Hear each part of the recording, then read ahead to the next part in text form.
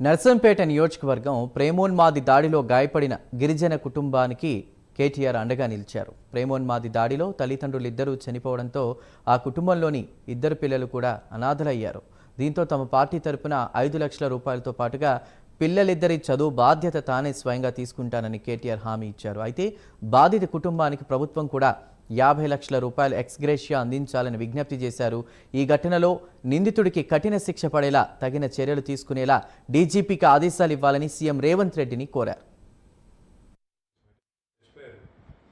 And ఇద్దరు పిల్లలు ఇవాళ పాపం పూర్తి దురవస్థలో ఉన్నారు. అబ్బాయి మైనర్, ఆ పిల్లోడు first year. My humble request, మా సుదర్శన్ రెడ్డి గారిని ఒకసారి మీకు వచ్చి కలవమని చెప్తాను. అవసరమైతే ఇద్దరు ఎమ్మెల్యేలు కూడా వస్తారు ఆయనతో పాటు.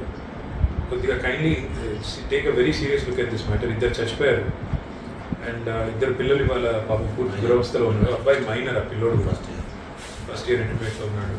Let us do justice to the families. Kindly I request you to take care.